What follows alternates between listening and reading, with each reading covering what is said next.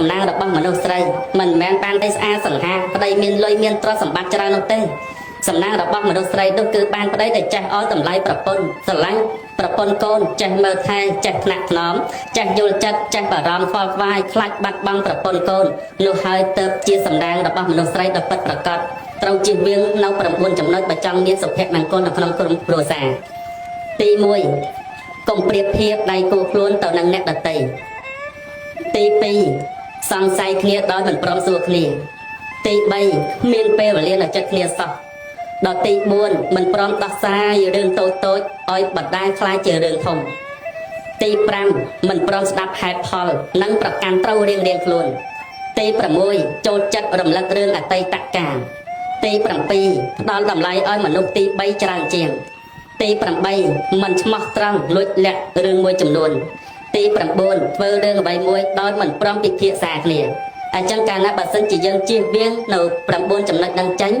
ក្រុមគ្រួសារនឹងមានសុភមង្គលរហូតតទៅគឺទី1កុំប្រៀបធៀបដៃគូខ្លួនទៅនឹងអ្នកដទៃ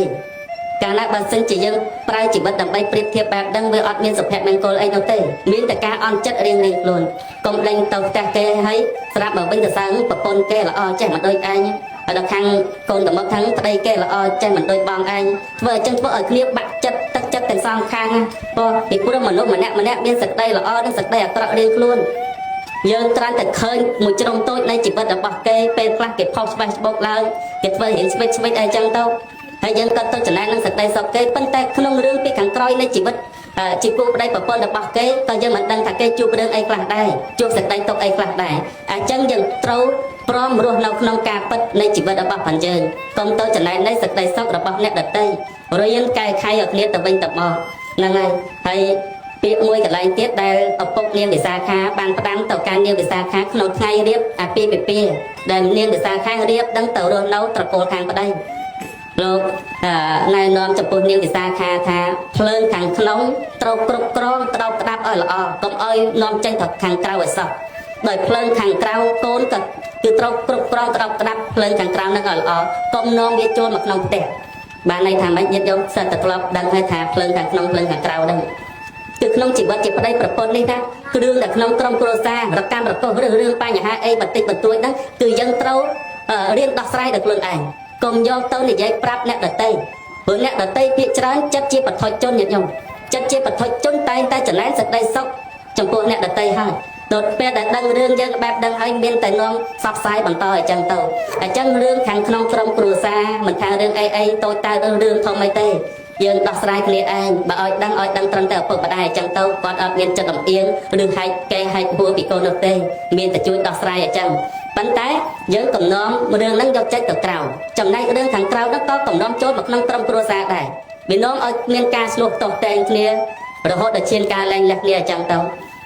ពាក្យសម្ដីនៃអ្នកខាងក្រៅញាតិញោមគេអាចមានសិទ្ធិនិយាយថាឲ្យយើងបែបនេះមួយបែបនោះមួយយើងក៏អត់មានសិទ្ធិទៅបិទមាត់គេមិនឲ្យនិយាយដែរតែយើងមានសិទ្ធិបិទត្រចៀកយើងកុំឲ្យលឺតែបើសិនជាលឺហើយយើងឲ្យចេញត្រចៀកម្ខាងទៅត្រចៀកម្ខាងទៀតក៏មិនថ្មីដែរបើគេនិយាយថាប្តីហើយមិនកើតការទេ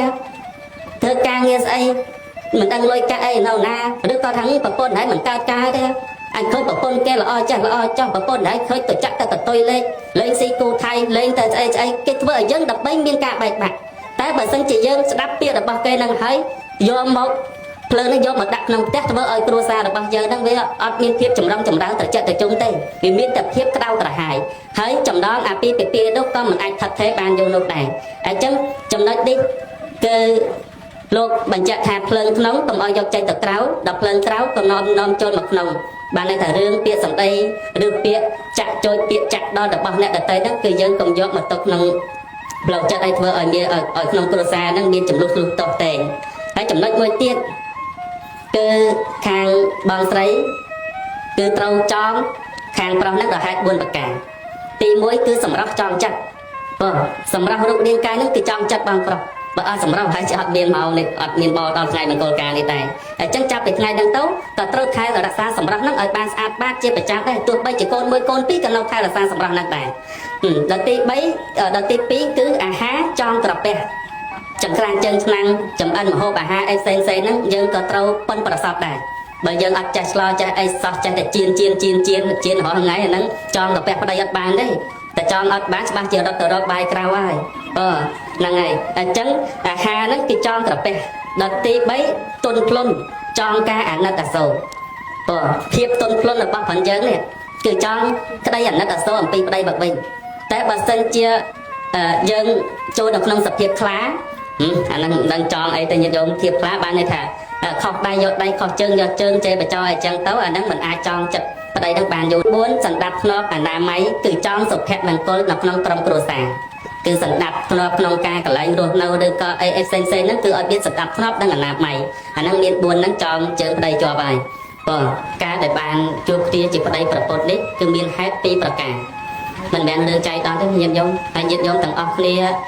នៅខាងក្រោយហ្នឹងដែលបានតាបានយាយជួបគ្នាជាប្តីប្រពន្ធរហូតដល់រាល់ថ្ងៃនេះសិតតែមានហេតុដូចគ្នាតិចញាតិញោមមិនដឹងហេតុទៅគឺមានហេតុ2ប្រការញាតិញោមតែហេតុដល់បានជួបគ្នាជាប្តីប្រពន្ធជាគូក្រុមនៅក្នុងជីវិតនេះមានហេតុ2ប្រការហេតុទី1លោកសម្ដែងថាពពេសន្និវាសេតិគឺធ្លាប់បានសាងឧបនិស្ស័យ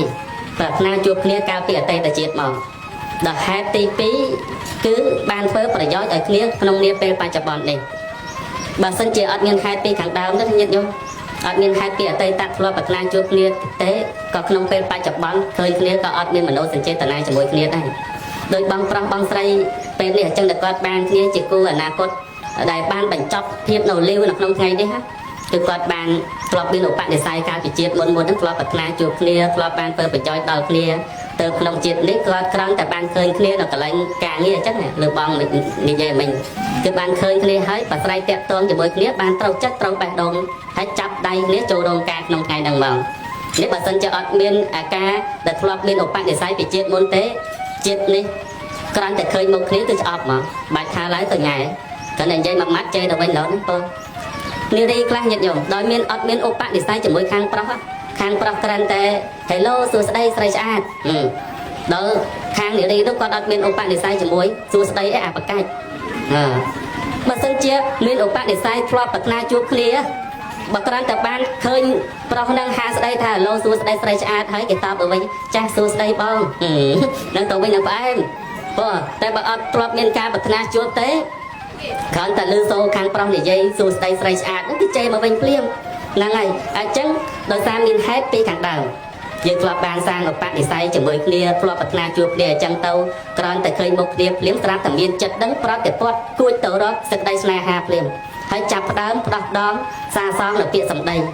សួរអូនព្រមអត់បងព្រមអត់អញ្ចឹងទៅនេះម៉ែចៅថាមិនធ្លាប់ឆ្លងកាត់ទេគាត់ហ្នឹងហើយខុសត្រូវអីសូមអធិស្ឋានញាតិញោមណាហើយគឺចាប់ពីពេលនេះទៅគឺបងប្រុសបងស្រីដែលជាកូនកំមុំកំឡោះហ្នឹងគឺចាប់ផ្ដើមពិសោធន៍នៃជីវិតផ្ទាល់ក្នុងដៃគូជីវិតហ្នឹង